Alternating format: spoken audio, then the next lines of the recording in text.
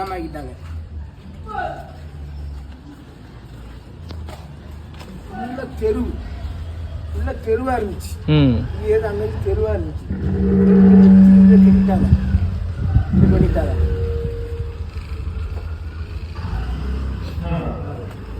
இதுக்குல்ல இது அவ்வளோ கீழத்தெரு.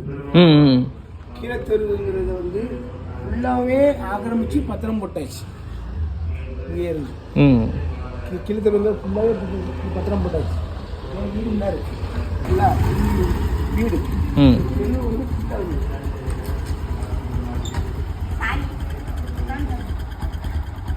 தெரு ஃபுல்லாக உண்டு. இப்போ என்ன பண்ணுறாங்க, இதில் கோயில் இடம்னு சொல்லிட்டு இதில் இருந்து மறிக்க செவரை போட வராங்க.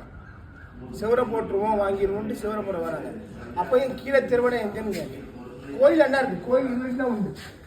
கோயில் வந்து இதெல்லாம் இப்போ புதுசாக வந்தது. இது வந்து இப்போ எக்ஸ்ட்ரா தெருவை எக்ஸ்ட்ரா அடக்கி கட்டினது. கோயில் வந்து அதோட ஸ்டாப்பு. கோயிலுக்கு இதுக்கு நம்ம எந்த சம்மந்தமும் பண்ணல. கோயில் அதோட ஸ்டாப்பு. அவங்க வந்து எக்ஸ்ட்ரா வந்து இதை கொண்டு வராங்க. இதே என்னோட வீடு உள்ள இந்த வீடு இருக்கு. இந்த வீட்டுக்கு தெருவை அடைச்சி உள்ள அடைச்சிங்க பார்த்தீங்களா, தெருவை அடைச்சிங்க. இது கீழத்தெரு. கீழத்தெருங்கிற இங்கே தெருவை அடைச்சி இங்கே அடைச்சாச்சு. அடைச்சாச்சு. கோயில் வந்து ஒரு இதாக தான் இருக்கும். ரொம்ப ஒரு இதாக போட்டு பஞ்சாயத்து பாதையை அகுண்டா போட்டு இந்த வீட்டை மறைக்கணும், இங்கே படியை கொண்டு வரணும். இந்த வீட்டு இது என் தங்கச்சி வீடு. இங்கே வந்து வீட்டை மறைக்கணும்னு சொல்லி இங்கே வரைக்கும் இது பண்ணுறாங்க. அப்போ நான் எங்கே போவோம்? சாமி வந்து யார் வீட்டையும் அடைச்சி வந்து நீ கோயில் கிட்டேயும் சொல்லலை. நம்ம இந்த சாமி இல்லை, எந்த கடவுளும் வந்து யார் வீட்டையும் அடைச்சி யார் வீட்டையும் இது பண்ணி இதுவுமே சொல்லலை. இது வேனுக்குன்னே வந்து ஒரு கார்பரேஷன் வந்து பண்ணுறாங்க. ஒரு தனிப்பட்ட நபர் வந்து வேனுக்குன்ட்டு ஒரு கமிட்டியை உருவாக்கி வாங்கி அது வேனுக்குன்னு பண்ணுறாங்க. கோயில் கள்ளப்பத்திரம். இதான் கோயில். கோயில் எவ்வளோ சிறுசாக இருக்குன்னு பாருங்கள். கோயில் சின்னதாக தான் இருக்குது. இந்த தெருவு நான் போகுது பார்த்தீங்களா, இந்த தெருவு இங்கே அடைச்சாச்சு, இங்கேயே அடைச்சாச்சு. இங்கே இதான் கீழே தெருவுங்கிறதே காங்கல என்ன இருக்குது. 1980 பேரூராட்சியே நம்மளுக்கு பஞ்சாயத்தே இதுக்கு அப்ரூவ் கொடுத்துருக்கு, தெருவுன்ட்டு கொடுத்துருக்கு.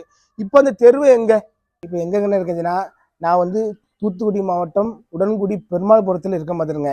என்னுடைய சொந்த ஊரே வந்து உடன்குடி தான் மாதிரிங்க. நான் இங்கே தான் வந்து நாங்கள் என் தலைமுறையாக நாங்கள் இருக்கோம். எனக்கு சொந்தமான வீடை பார்த்தீங்களா, அதான் எனக்கு சொந்தமான வீடு. அந்த சொந்தமான வீட்டில் வந்து கீழத்தெருவுன்னு உண்டு பார்த்துங்க. கீழத்தெருவுங்கிறத வந்து ரொம்ப வந்து எல்லாம் இது பண்ணிட்டாங்க.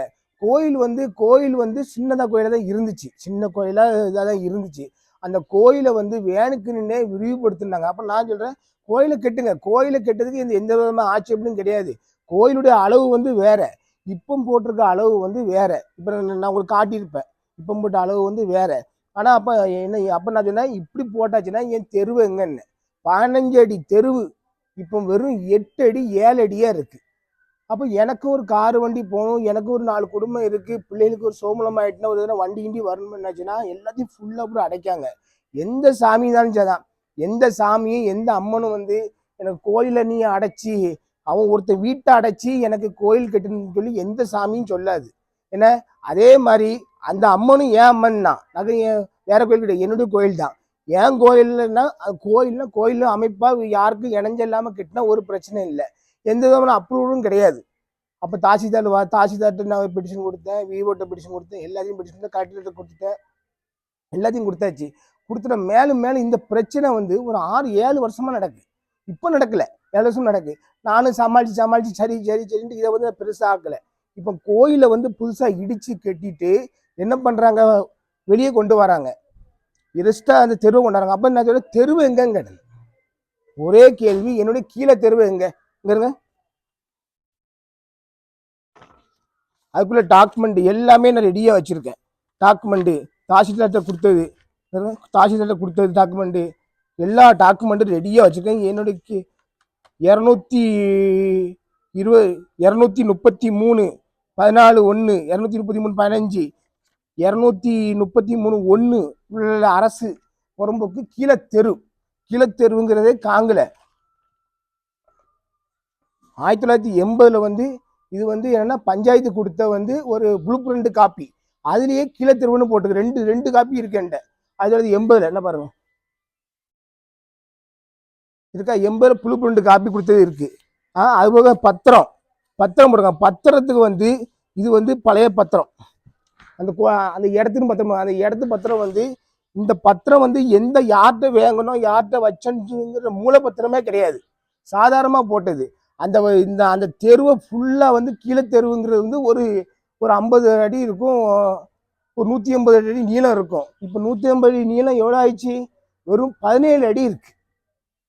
17 அடி தெருவு இருக்கு. தெருவே சுத்தமாக காங்கலை. இதை கேட்க போயாச்சுன்னா செவுத்து அடைப்பேன் அதை அடைப்பேன்னு சொல்லி என்ன ரொம்ப பாடாப்படுத்துறாங்க.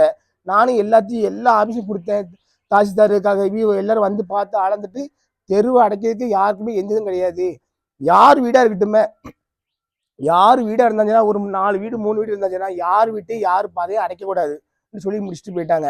அதனால கோயிலேருந்து பஞ்சாயத்துலேருந்தே வந்து ஸ்டாப் பண்ணிட்டு போயிட்டாங்க. கோயிலை வந்து நீங்கள் பாதை பிரச்சனை முடியுங்க, நீங்கள் இவ்வளோ தூரம் கோயிலை கட்டிங்கன்னு சொல்லிட்டு போயிட்டாங்க. நானும் சட்டப்படி நடவடிக்கை இருக்கேன். ஹைகோர்ட்டில் போகணுன்னாச்சுன்னா நீ ஹைகோர்ட்டில் போவியா, உனக்கு என்ன செய்யணும்னு பாருன்ட்டு டெய்லி சண்டை. டெய்லி ஞாயிற்றுக்கிழமை தோறும் எவனுக்காண்டி சரக்கு வாங்கி தண்ணி வாங்கி கொடுத்துட்டு அவன்கிட்ட போய் வந்துட்டு வீட்டுக்கார்ட்ட வம்பு. நான் வந்து ஷூட்டிங் போயிடுவேன். போனதுக்கப்புறம் ஒரே வம்பு பண்ணிட்டு பசங்களை விட்டு வம்பி பண்ணிட்டு அது பண்ணிட்டு அடிப்பேன் பிடிப்பேன்னு சொல்லிக்கிட்டு வாங்கிட்டு ஒரே பிரச்சனையாக இருக்குது. எனக்கு தகுந்த நடவடிக்கை எடுத்து தரும்படி நான் எல்லா மக்கள்கிட்டையும் கேட்கேன். ஏன்னா நான் வந்து ஒரு சிரிக்க வைக்கிறவனை எல்லாம் ரொம்ப போட்டு பாடாப்பத்தி நம்மளுக்கு மனநலம் மாறுது. பார்த்தீங்கன்னா மன அழுத்தம் அதிகமாகுது.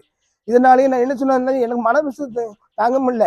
வா பேசாமல் நம்ம வீடு வந்து வாசல் வேண்டாம், என் பிள்ளையோட நம்ம போய் எங்கேயாட்டும் போய் நம்ம உயிரை மாக்கிறங்கிற நிலைமைக்கு அவ்வளோ நம்மளுக்கு வெறுப்பாக இருக்கு பார்த்துருங்க. அதனால் நான் ரொம்ப கஷ்டப்பட்டு பேசுறேன். இல்லைன்னா நான் யாரையுமே வந்து அனாரிகமாக பேச மாட்டேன், வாங்க மாட்டேன், துன்பம் படுத்த மாட்டேன். என்கிட்ட வந்து மேலும் மேலும் வராங்க எல்லா டாக்குமெண்ட்டும். இதுதான் கோயிலோட பழைய சர்வே இருக்கு. சர்வேல பாருங்க, ஃபுல்லாக சர்வேல வந்து கோயிலே இருக்காது. சரி கோயில் கோயில் இருக்கு, கோயில் இருந்து போடுறேன். கோயிலில் ஒரு அடுத்தவங்க வீட்டுக்கு இடைஞ்ச இல்லாமல் கோயிலை கட்டணும். என்ன பாருங்க, இந்த இடம் ஃபுல்லாவே வந்து நத்தம் புறம்போக்கில் வந்து அரசு இடமா இருக்கு. இப்போ இந்த அரசு இடத்தையும் அவ்வளோ இடத்தையும் கள்ளப்பத்திரம் போட்டு வச்சுட்டு இருக்காங்க. இதை வந்து நான் சட்டப்படி தான் கேட்கேன். ஹைகோர்ட்டில் வந்து நான் போட்டிருக்கேன், எல்லாம் பார்த்துருக்கேன். என்னை வந்து ரொம்ப வந்து கோர்ட்டில் போட்டிருக்கனால நம்ம கோர்ட்டு மூலிமா என்ன தீர்ப்பு வருதோ அதை நான் நடந்துக்கிறேன்னு சொல்லி முடிச்சாச்சு. இந்த ரொம்ப மிரட்டுறாங்க வாங்குறாங்க. நான் அந்த சேனல் மூலிமா எனக்கு என்னுடைய இதை வந்து நான் வெளிப்படுத்தியிருக்கேன். அதை நீங்கள் எனக்கு வந்து தக்க ஆதரவு தரும்படி கேட்டுக்கொள்வேன். மாவட்ட ஆட்சியர் மாவட்ட ஆட்சியர்கிட்ட போனேன். அவங்க போனோன்னா அவங்க ஏற்கனவே நான் மாவட்ட ஆட்சியர் மனு கொடுத்துருக்கேன். இப்போ மனு கொடுத்து வந்திருக்கேன். அவங்க நடவடிக்கை எடுக்கன்னு இருக்காங்க. நடவடிக்கை எடுப்பாங்கன்னு பார்ப்போம். நான் கண்டு நடவடிக்கை எடுப்பாங்கன்னு நினைக்கிறேன். அதே தாசில்தார் பண்ணி தாசில்தார் நடவடிக்கை எடுத்தாங்க. எடுத்துட்டு அவ்வளோத்தையும் என்ன பண்ணாங்க, இது அவ்வளோ அரசு புறம்போக்கு இடம், நீங்கள் தேவையில்லாமல் ஆக்கிரமிப்பு பண்ணுறீங்க, எங்கள் சொத்தை நீங்கள் எடுக்க அதிகாரம் கிடையாது, அவ்வளோத்தையும் நான் கேன்சல் பண்ணுவேன்ட்டாங்க. நீங்கள் எப்படி எல்லா இடத்தையும் எங்கள் இடத்துல நீங்கள் எப்படி பட்டா போடலாம், கள்ளப்பத்திரம் எப்படி போடலாம்னாங்க. 1980க்கு அப்புறம் எல்லாமே தெருவாக கிடந்தது. நான் கீழே தெருவை எனக்கு வந்து முக்கியம் வந்து கீழே தெருவை தான் காணும். என் கீழே தெருவு எங்கே வேணும், எந்த சாமியும் எந்த அம்மனும் எந்த சாமியும் வந்து உங்கள் வீட்டையோ என் வீட்டையோ யார் வீட்டையோ அடைச்சி எனக்கு கோயில்கிட்டையும் சொல்லல. சாமிக்கு 10க்கு 10 இடம் இருந்தால் போதும், நம்மளுக்கு நல்லாக்கி வைக்கும் சாமி. அது போக சாமி இவன் வீட்டை அடை அவன் வீட்டை அடைன்னு சொல்ல. இது வந்து என்னன்னா ஒரு வளர்ந்து இவன் இப்படி ஆயிட்டானேன்னு சொல்லி ஒரு காழ்ப்புணர்ச்சியில் ஒரு போட்டி போராமையில் தனிப்பட்ட நபர் ஆக்கிரமிச்சு எனக்கு இது பண்ணுறாங்க. தனிப்பட்ட நபர் தான் அதில் ஒரு 2 பேர் தனிப்பட்ட நபர் தான் அதில் வீடை கட்டி பத்திரம், எத்தனை பத்திரம்னு பாருங்க. மாவட்ட ஆட்சியர் மனு கொடுத்துருக்கேன். அது போக வந்து விஓ தாசில்தார் எல்லாத்தையும் பஞ்சாயத்து பேரூராட்சிக்கு எல்லாரும் மனு கொடுத்துருக்காங்க. எல்லாமே நடவடிக்கை எடுக்கன்னு பார்த்துட்டு போயிருக்காங்க. ஆனால் பஞ்சாயத்தில் வந்தாங்க, இதை வந்து நீங்கள் சட்டப்படி வந்து இது தப்பு, நீங்கள் வந்து இவ்வளோ தெருவு அடைக்கக்கூடாதுன்னுட்டாங்க, நடவடிக்கை எடுக்கன்னு இருக்காங்க. நானும் டாக்குமெண்ட் கிளீன் வச்சுருக்கேன். ஹைகோர்ட்டில் வந்து நான் போய் எனக்கு முடிவு தாங்க, என்னை போட்டு பாடாப்படுத்துறாங்க. இது ஒரு நான் டெய்லி இது தொந்தரவாக இருக்குது. எனக்கு நிம்மதியே இல்லை, எனக்கு என் வாழ்க்கையில் நிம்மதியே இல்லை. ஒருத்தர் முன்னேறினா